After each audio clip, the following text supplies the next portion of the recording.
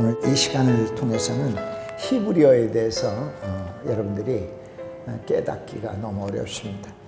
그래서 결론적인 것, 왜 히브리어를 배워야 되고 히브리어는 왜 필요한가? 저도 목회를 40여 년 넘게 하면서 처음부터 히브리어를 능통하게 잘했던 건 아닙니다. 신학교에서 배울 때, 졸업할 때는 겨우 떠듬떠듬 있는 정도의 히브리어밖에 몰랐습니다. 근데 다시 왜 이걸 하게 됐는가?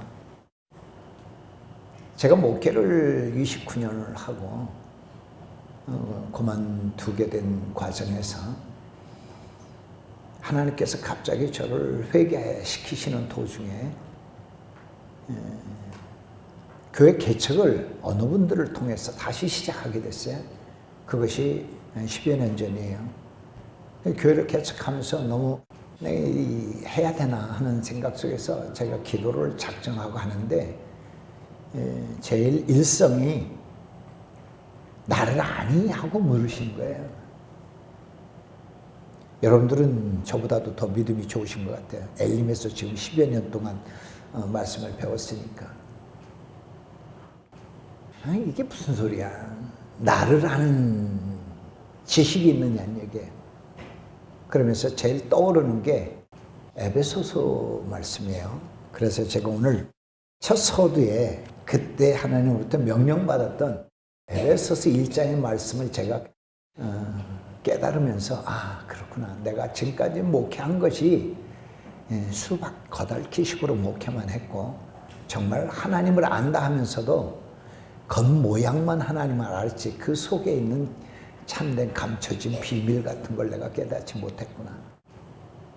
그래서 공부하게 됐는데 이 에베소서를 가지고 공부를 하면서 그냥 과거에 했던 내용이 별반 차이가 없는데 답답해서 기도를 하는데 하나님께서 저에게 환상이라고 그러면 환상이라고 할 수도 있고 갑자기 기도하는 가운데 히브리어로 베레시트라는 단어를 보여주셨어요. 처음에 그게 베레시트가 하도 신학교 때 공부하고 땡땡이 친 지가 한 30년 가까이 넘었는데 이게 왜 갑자기 생각나? 이게 무슨 단어인지도 몰랐죠. 히브리어라는 건 알겠는데 어떻게 읽는 것이고 어떤 뜻인지를 몰랐던 거예요. 그래서 그때부터 서점을 터뜨기 시작하면서 히브리어 성경을 샀는데 지금 그것까지 산 거 보면 아마 한 20여 권은 산 것 같아요. 인터넷도 수도 없이 들어가 봤습니다. 그런데 제가 공부를 하고 그 20여 권을 차면서 찾았지만 국내에 있는 서적으로는 이구동성으로 태초라는 단어 외에는 달리 해석할 방법이 없더라고요. 베레시트. 창세기 1장 1절의 7단어 중에 맨 앞에 나오는 단어가 베레시트예요. 그걸 5년 정도를 제가 팠습니다. 깨달은 것이 베레시트가 태초가 아니라는 건 깨달았어요.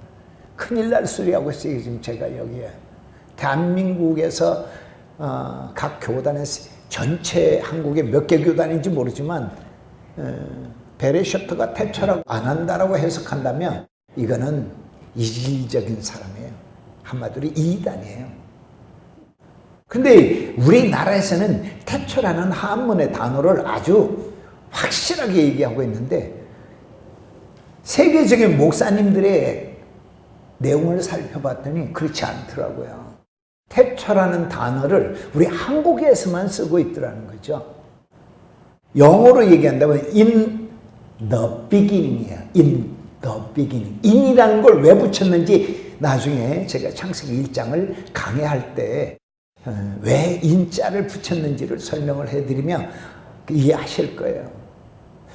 이게 아닌데. 그래서 좀 더 하나님 앞에 기도하면서 하는데 베레시트라는 단어는 히브리어로 세 가지가 합성된 단어라는 걸 깨닫게 됐어요. 이쯤 얘기하고 이제 본론을 들어가야 되니까. 그러면 여러분 여러분들이 알고 계시는 하나님은 어떤 분인가요? 많은 수식어가 있어요. 우리 한국 목사들, 예수를 믿는 사람들, 하나님 모르는 사람 아무도 없습니다. 다 아십니다. 그런데 히브리어에서 얘기하고 있는 하나님은 어떤 분인가요? 거기에 어저께 우리 박재근 목사님께서 강의하실 때 엘림의 메시지에서 가장 제일 처음에 얘기한 것이 하나님의 본질을 설명하셨어요. 내가 엘림 메시지에 왜 빠져들고 엘림 메시지가 진정한 마지막 때 진리라고 얘기하는 이유는 첫 번째 하나님에 대한 본질을 엘림에서 가르치고 있다는 것을 여러분들이 아셔야 돼요. 요걸 말씀드리고 나면은 우리 박재근 목사님께서 어저께 말씀하신 하나님의 본질에 대해서 예흐예 아세르 예흐예, 이게 무슨 뜻인지 아직은 모르실 거예요. 이따가 설명, 궁금증을 자꾸 유발시켜야지 그 말씀을 들으실 거예요. 그러면 여기에 지금 에베소서에서 나타난 성경을 한번 읽어보고 하나님이 에베소서에서 어떤 하나님인가를 한번 살펴보십시다. 교재 2페이지에 보면 에베소서 1장 17절부터 19절까지 있는데 우리 함께 읽어보도록 할게요.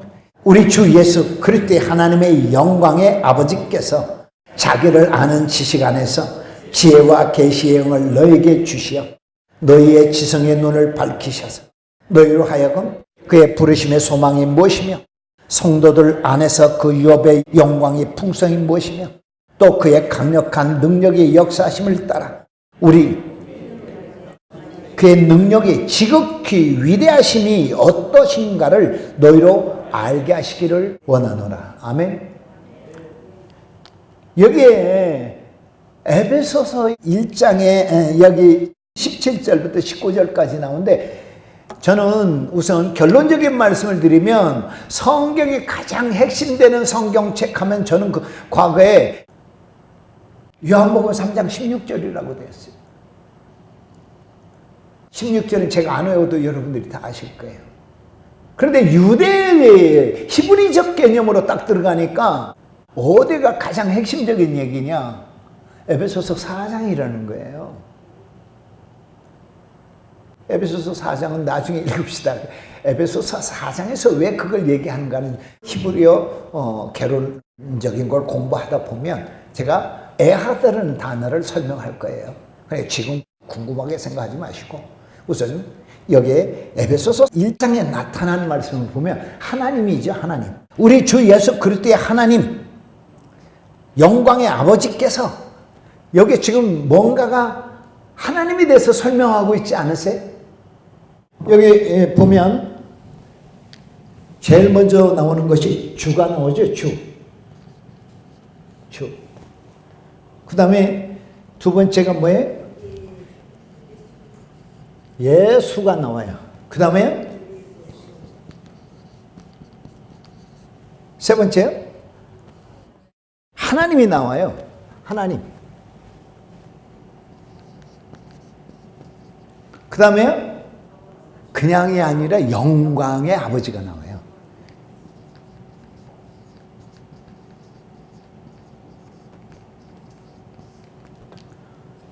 하나님을 설명하는데 에베소서에서 사도 바울이 뭐라고 하고요? 주라고 얘기하고 있고요. 예수라고 얘기하고 있고 그리스도라고 얘기하고 있고 하나님이라고 얘기하면서 마지막에는 우리 아버지라고 하고 있다고요. 이 말씀을 읽을 때 우리가 그냥 각각 그냥 대충 하나님과 예수님을 설명하는가 보다라고 얘기했는데 이 말씀 속에 뭐예요? 3일의 하나님이 들어있어요, 없어요? 네, 엘리메스에게는 3일의 하나님의 확실한 근거가 여기 있습니다. 곧 이걸 설명하지 않아도 하나님은 곧 예수님이라는 사실이에요. 다시 오시겠다고 하시고 초림 예수님이 메시아로 이스라엘 백성들에게 온 세상의 사람들에게 메시아가 올 것이라고 얘기했던 분이 누구냐? 하나님이라는 거예요. 그렇지. 우리 하나님이라는 사실은 이걸 봐서 다 알아요. 그렇죠? 그러면 하나님이 어떻게 오실 건가? 이게 신약에서는 나와 있어요. 근데 구약에서는 우리가 지금까지 배운 걸로 봐서는 예언적인 것만 있지 오신다는 건 아는데 어떻게 오신다는 내용을 가르쳐 주지를 않았어요. 그런데 히브리어로 들어가면요, 창세기 1장 1절부터 어떤 하나님으로 오실 것을 예언하고 있어요. 7 단어 속에는 초림 예수와 재림 예수와 부활하신 예수님까지 다 포함되고 있다는 사실을 여러분들이 드러나 보셨습니까? 오늘은 하나님에 대해서 여러분들이 확실히 알았으면 하는 가운데서 오늘 이 말씀을 드리는 거예요. 예, 우선 이게 하나님이에요. 그렇죠? 하나님인데 이 하나님을 아는 지식이라고 했어요.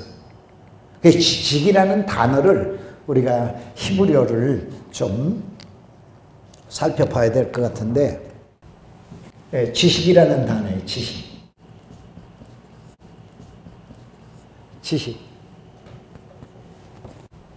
다 아트라고 합니다. 근데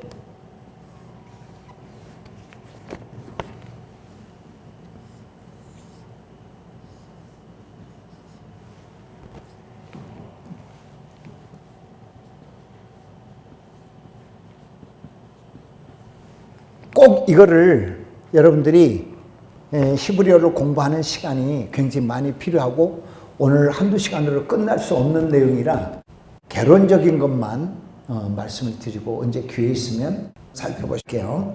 이 성서 히브리어에서는 문법조차도 하나님의 섭리와 계획이 있어요. 그냥 문법이 그렇게 만들어진 게 아니에요. 단어 조합이 하나님이 다 섭리와 계획이 있어. 하나님을 가리키고 있고 우리를 향한 사랑이 그 속에 다 담겨져 있습니다. 이걸 보면 다트라고 하는데 지식이라고 하고 또는 지혜라고도 얘기하는데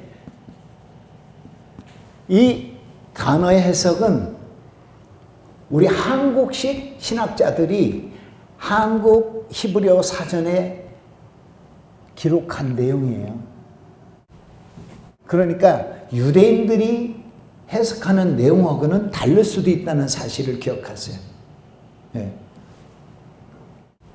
이걸 한번 우리 분해를 해야 돼요. 근데 이 분해를 하는데 부연해서 제가 설명을 드리자면 히브리어는요, 해석이 22자로 되어 있거든요. 22자인데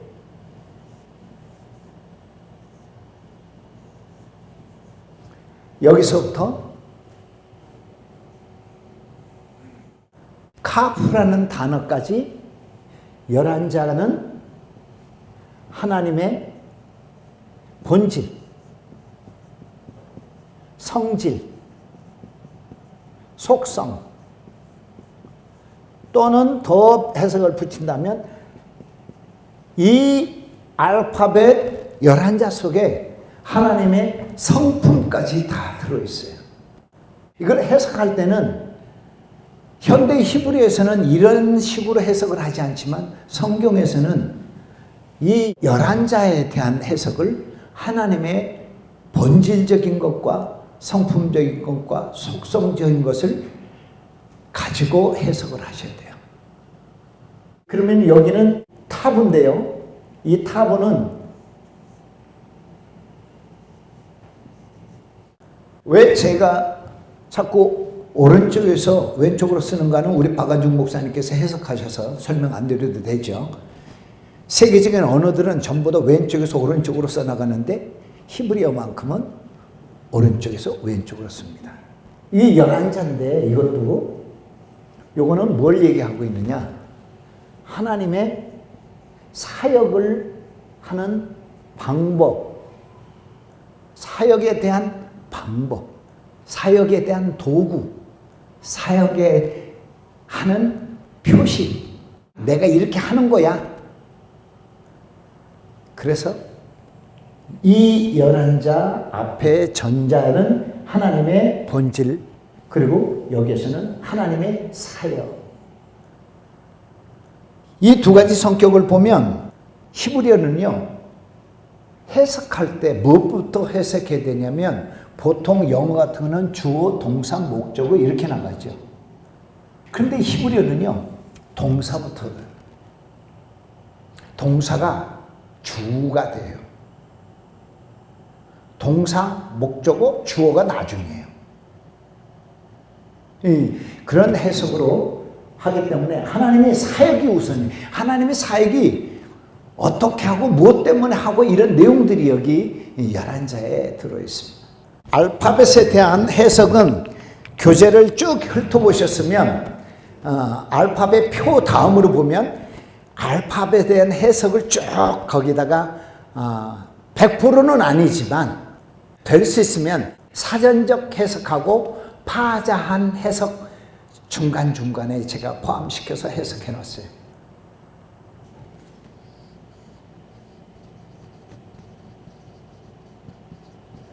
이 달렙이라는 건데요, 이거는 사전적 표현으로 뭐라고 그러냐면 상형 문자로요, 문이래요. 왜 문을 이렇게 상형 문자가 이렇게 됐다고 해서 이렇게 했는지는 저는 모르겠어요. 유대인 현대 히브리어의 사전과 그 책에는 달렙이라는 문의 상형 문자를 쓰고 있는 단어인데, 이 문이 하나님의 속성과 본질과 성품적으로 얘기한다면 뭘까요? 하나님의 문. 하나님의 본질이라고 한다면 뭘까요? 예수님을 통해서 얘기한다면 예수님은 우리가 마지막 창세기 1장에 나오는 베레시트의 3가지 합성된 단어의 내용 중에 가장 첫 번째 하는 단어 내용이 바이트라는데 조금 이따가 설명할 거예요. 이 바이트는 집이라고 하고 또 박원중 목사님이 설교하시기를 성전이라고 그랬어요. 성전인데 그것이 우리가 거할 거처도 됐지만 반대로 하나님이 우리와 함께 거할 거처를 가리키고 있어요. 그리고 또 뭐라고 그랬냐? 성경에 천국 수도 없이 얘기했죠. 천국이 바이트예요. 하나님이 계시는 곳은 천국이니까. 근데 천국이라는 단어를 우리 한국에서는 천주교의 사상을 받아서 하느님이라고 그러죠. 근데 그건 히브리적으로는 맞지 않죠. 에하드, 하나뿐이신 하나님.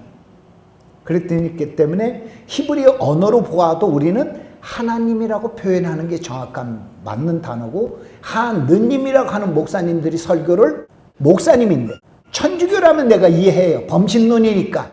근데 소위 목사라고 하는 분들이 하느님이나 하나님이나 다 똑같지라고 하는데 히브리어를 모르는 무식의 소치에서 나온 얘기예요. 절대 히브리어는요, 하나님, 에하드라는 얘기죠. 이게 문이 결국은 누구예요? 구원의 문을 얘기하잖아요. 하나님 나라에 들어가는 문이고, 요한복음 15장에 보면 예수님이 포도나무라고 그러는데 포도나무 된 곳에 우리가 들어간다면 그 문을 의미한다는 거죠. 포도 안에 들어가는 문, 하나님 나라에 들어가는 문, 구원의 문. 또 이 단어를 비슷하게 해석할 수 있는 게 뭐냐면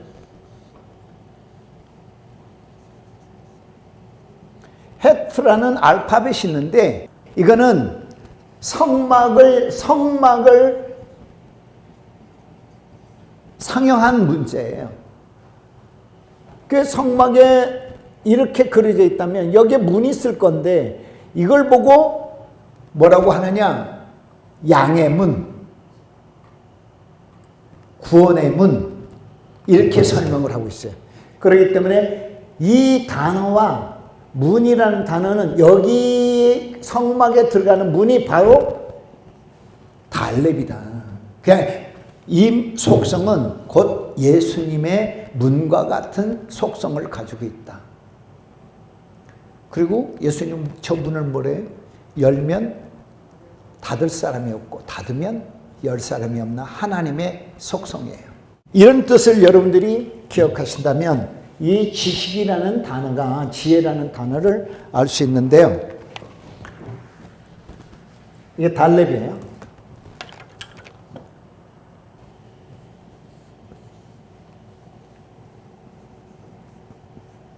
상형문자로 눈이에요. 그런데 이 눈이라는 사람이 보는 눈인데 히브리어를 성경학 해석할 때 일반적인 세계의 언어에서 없는 수식하는 단어들이 있어요. 부정이라는 관사가 있어요. 부정관사. 여기는 두 가지 의미를 가지고 있다는 거죠.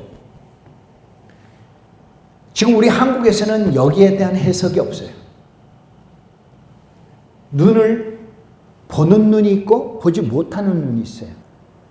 신약에서 보면은 이사야 선지자의 얘기를 들어보면 어떻게 돼요? 눈이 있어도 보지 못한. 그죠?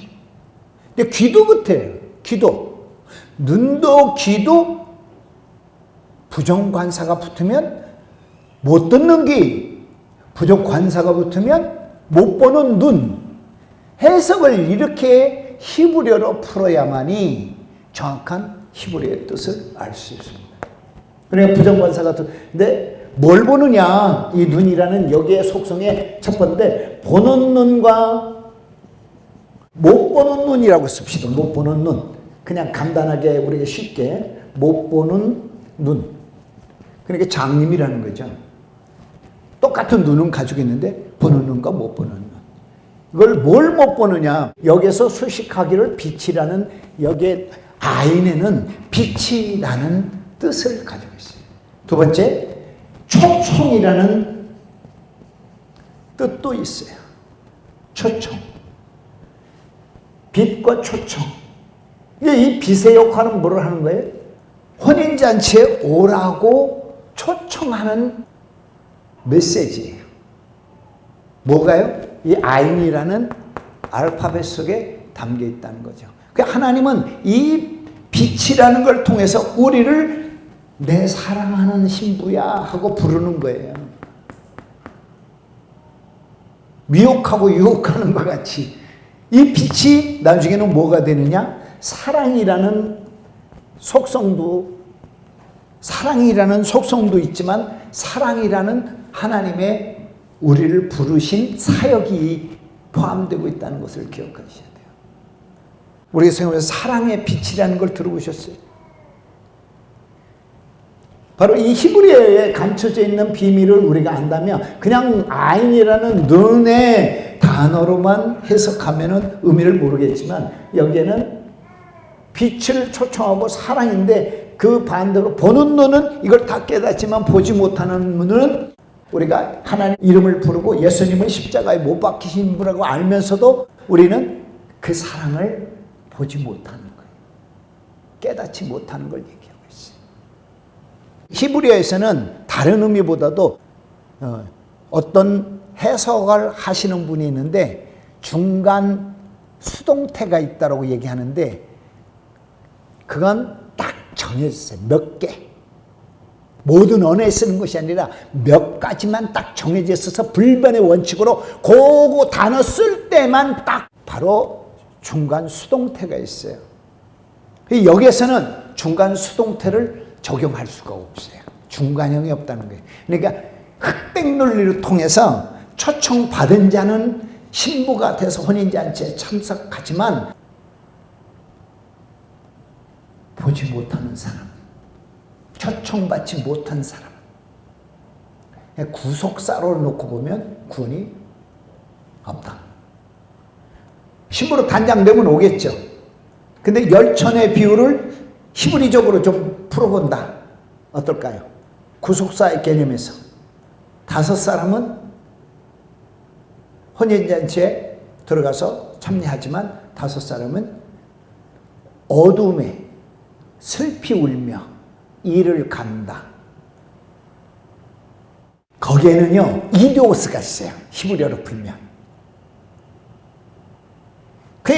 박원종 목사님이 이디오스 얘기할 때 깜짝 놀라고 저는 까무러칠 수밖에 없었어요. 저를 3년 동안 회개시키실 때 하나님께서 회개시키면서 히브리어를 공부할 때마다 그게 너야. 그게 너야. 내가 없어. 교회를 세워서 하는데 교회를 왜 세웁니까? 한번 우리 여기 목사님들이고 앞으로 교회를 세우실 분도 있을 텐데 교회를 왜 세우죠? 내 교회를 위해서 세우는 겁니까? 지금 여러분들이 교회를 심하고 계시지만 누구 교회예요? 내 교회야, 내 교회. 혼인잔치가 있는데 그 혼인잔치가 내가 주가 됩니까? 신랑이 없는 혼인잔치를 갖다가 내가 신랑 되고 내가 신부 되고 다 하는 겁니까? 유아독존입니까? 제가 과거에 그렇게 살았던 걸 하나님이 제가 감사하고 지금은 돌아보면 내가 무엇이 안 돼. 저 목회 잘했었어요. 세상적으로. 이디오스적으로는 누구 앞에 내놔도 자랑거리가 있는 목사예요. 지금은 그것이 부끄러운 모습이라는 걸 알고 있기 때문에 될 수 있으면 그런 간증을 안 하고 지금 새롭게 시작한 목회자라는 모습만 여러분 앞에 보이고 싶어요. 여러분들 다 보고 계시다고 생각하십니까? 지금 이 두 가지만 가지고도 여러분들이 하나님에 대한 아는 지식이 있다고 생각하시나요? 자, 이게 여기 가려져서 안 보이시지 않아요? 보여요? 타부. 이게 상형 문자로 십자가라는 뜻인데 현대 히브리어 사전에서는 십자가라고 얘기 안 하고 뭐라고 하느냐?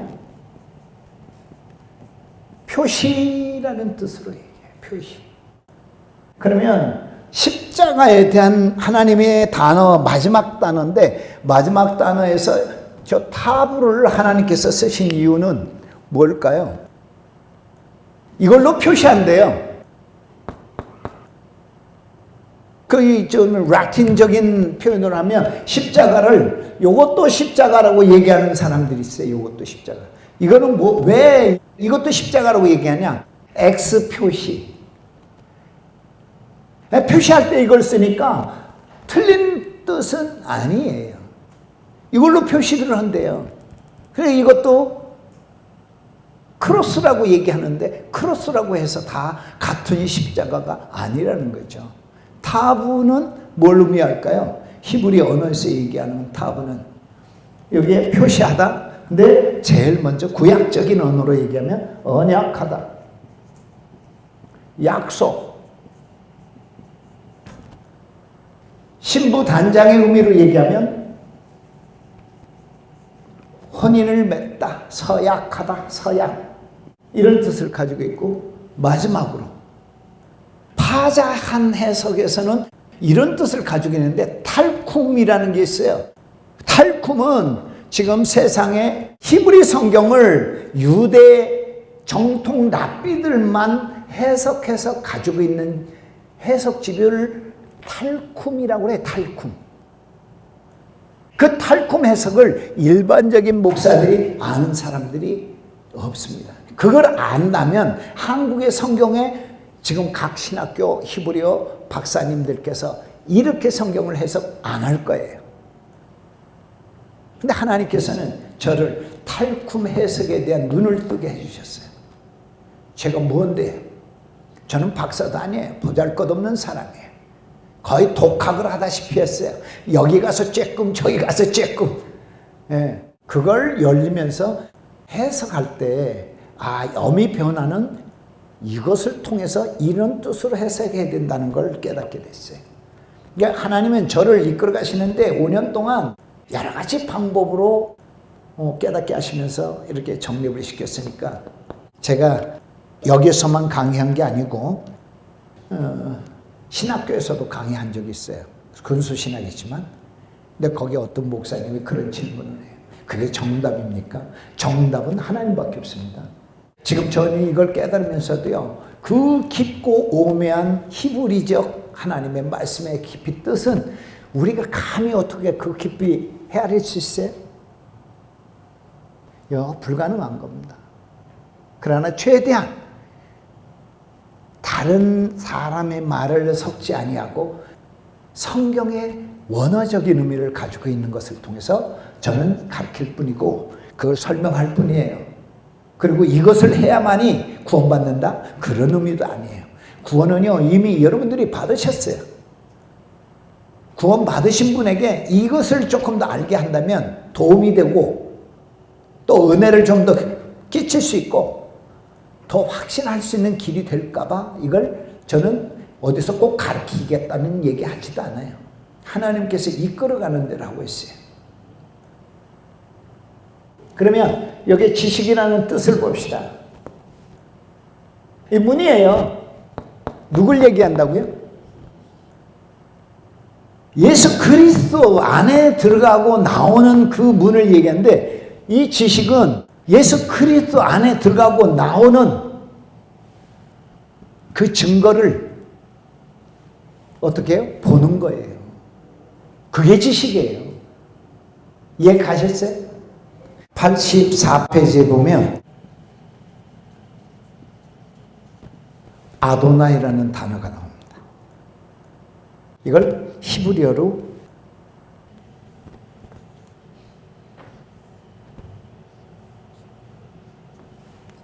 이 아도나이는 시간이 없으니까 빨리빨리 진도를 하면 이 하나님을 상징합니다. 이 알렙이에요. 이 알렙을 발음을 지금 다른 단어를 통해서 보면 이 알렙을 소리를 내지 않고 그냥 건너가는 발음 기호로 묵음이라고 해요. 여기 대전에서 물어봤더니 그 의미를 대전 식구들은 알더라고요. 왜 묵음일까요? 왜 이 알렙이라는 하나님을 상징하는 단어인데 왜 묵음으로 할까요?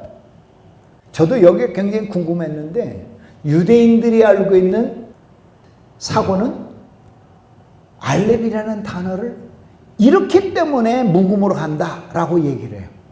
혹시 아시는 분? 아셔도 우리 목사님들은 내가 그런 거 어떻게 쑥스러워서 손을 들고 얘기해. 그래서 알아도 못 하시는데 우리가 부르는 하나님과 유대인들이 부르는 하나님하고는 많은 깊이가 틀립니다. 우리는 참 하나님 쉽게 부르죠. 근데 그분들은 하나님을 함부로 못 불러요. 그래서 속 깊은 곳에서부터 하나님 한참 있다가 나와요. 한참 있다. 내가 어떻게 감히 하나님을 불러? 내가 어떻게 하나님 앞에 바라볼 수 있어? 이런 의미. 속 깊은 곳에서만 울부짖는 우리 하나님. 나를 살리신 하나님. 나를 부르신 하나님. 나와 하나 되려고 하신 하나님. 이런 의미로 불러요. 그래서 소리를 낼 수 없다고 해서 묵음. 그런데 이름이 알렙이라고 하는 걸 아시죠? 이건 알렙. 하나님.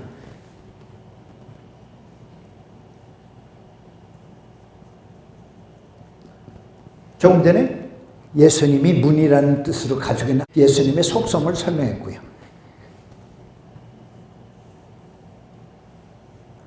발음을 눈이라고 해요. 눈. 근데 이 상형 문자가 사전으로 물고기라고 해요. 물고기. 이게 물고기 같이 생겼어요. 그런데 유대인들은 상형 문자를 현대 히브리어를 갖다가 이렇게 그림을 그렸어요. 발음이 눈이에요. 근데 여기서는 여기에 발음을 길게 내는 걸 붙이니까 나이. 그래서 아도나이. 나이. 이렇게 읽어요. 이 가장 중요한 단어를 제가 설명할게요.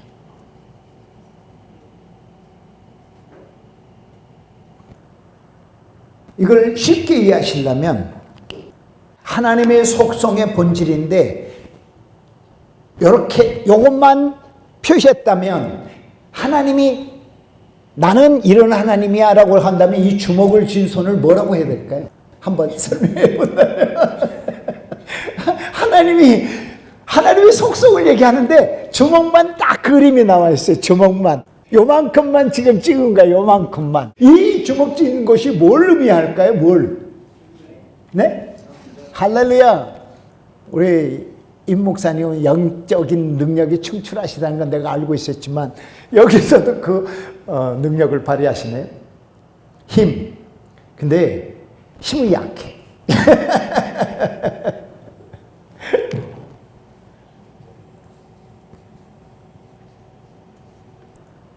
상형문자 말대로 주먹진 손이에요.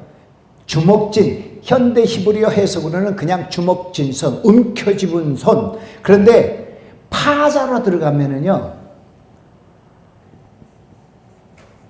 권세라는 뜻이 있어요.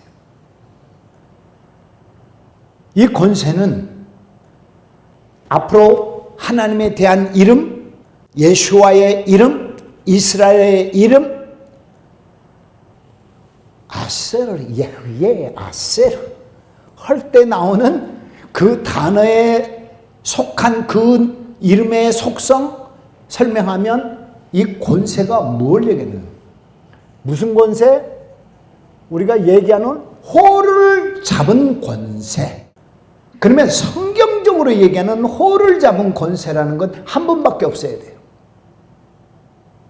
누구요? 하나님밖에 없어요. 그리고 하나님이 이 홀 잡은 권세를 누구에게 주느냐? 여호수아. 그 이름이 신약으로 오니까 예수와. 그런데 우리는 캐토릭에서 뭐라고 부르느냐? 예수. 그래, 예수하고 뭐가 다를까? 나중에 공부해 봅시다. 그러면 이 요드라는 게 뭔지를 알겠죠? 요걸 조금 더 나가면 야훼라는 발음에 나오는 약자를, 이 약자는 아무데나 안 써요.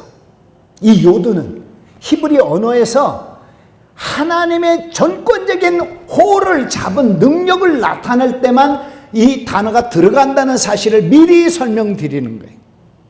이 히브리적인 이 해석, 파자로 설명하고 있는 성경적 해석을 여러분들이 알고 성경을 읽고 여호와라는 이름이 어떤 뜻이고 예수아가 어떤 뜻인가를 안다면 여러분의 신앙관이 달라질 거예요.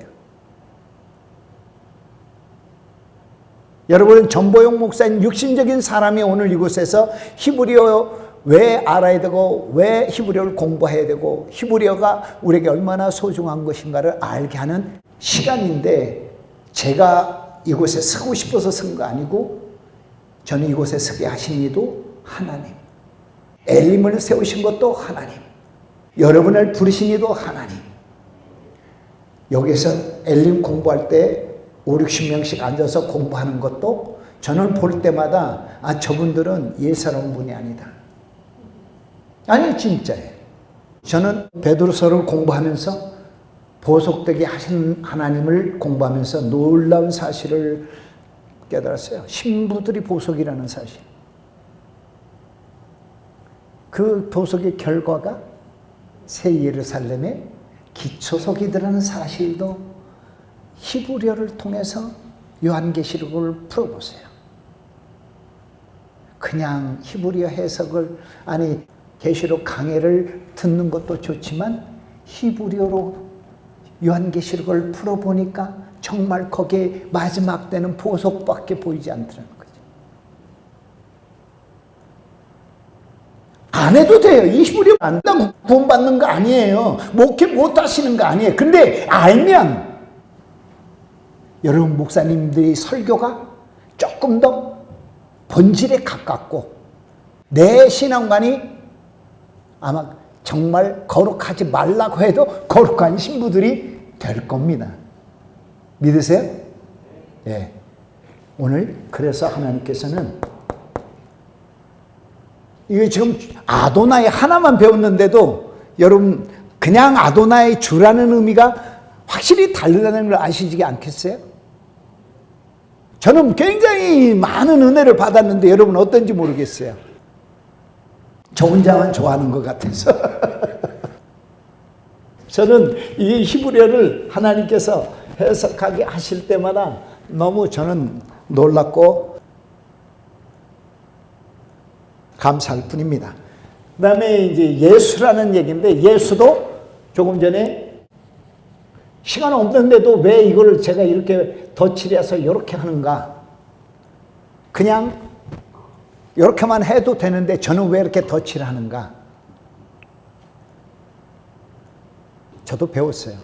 유대인들은요, 이 알파벳 요들을 절대 알렙하고 두 단어를 소리 하잖아요. 함부로 쓰지도 않아요. 정성을 들여요.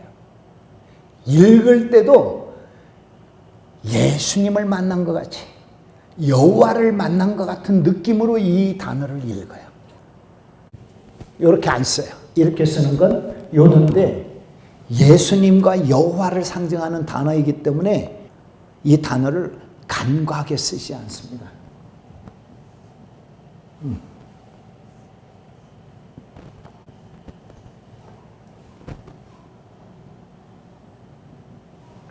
예슈아예요.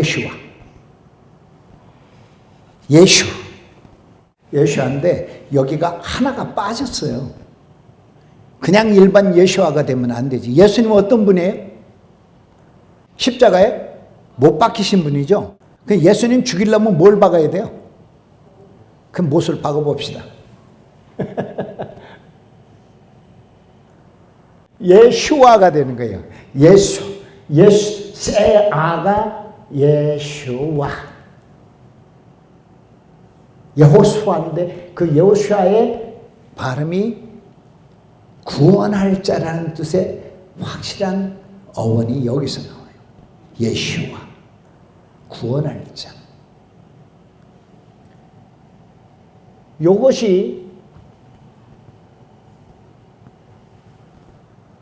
발음을 저는 V 발음으로 해서 바브라고 읽는데, 유대 랍비들은 이렇게 읽고 미국과 한국에서는 W 발음을 해서 와우라고 읽는데, 이게 정답이네 저게 정답이냐고 그러는데 그건 각자 알아서 읽으세요. 발음은 그렇게 중요하지 않아요.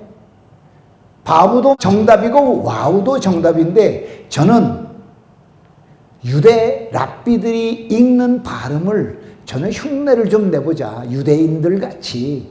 그래서 제가 바브로 선택한 거지, 이게 정답이고 와우가 틀려서 온 게 아니니까. 거기에 대해서는 여러분들이 한국식 신학자들이 얘기하는 발음은 와우라고 얘기하면 그렇게 읽으셔도 돼요. 틀린 거 없어요. 그거 가지고 왈부할 내용은 아니고요. 가장 중요한 걸 꼭 아시고 끝낼게요. 이 바브는요, 성경에서 히브리 성경에서 가장 많이 사용한 단어예요. 이거는 갈고리라고 해요. 갈고리.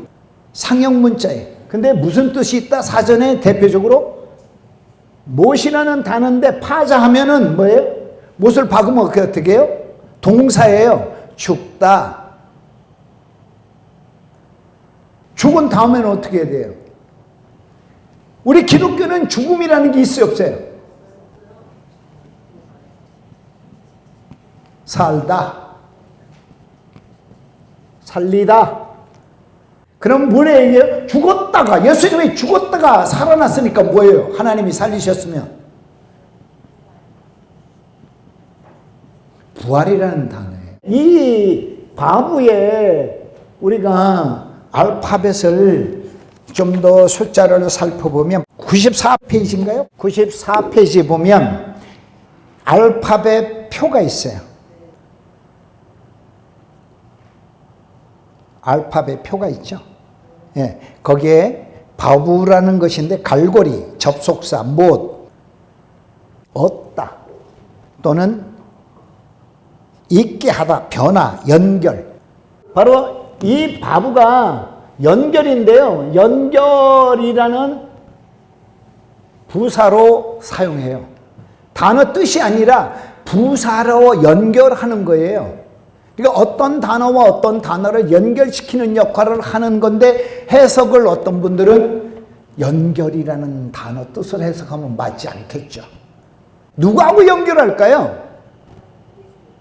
십자가에 못 박히시면서 누구하고 연결할까요? 당연히 당신이 낳은 자, 결혼하려고 약속했던 자. 언제? 태초부터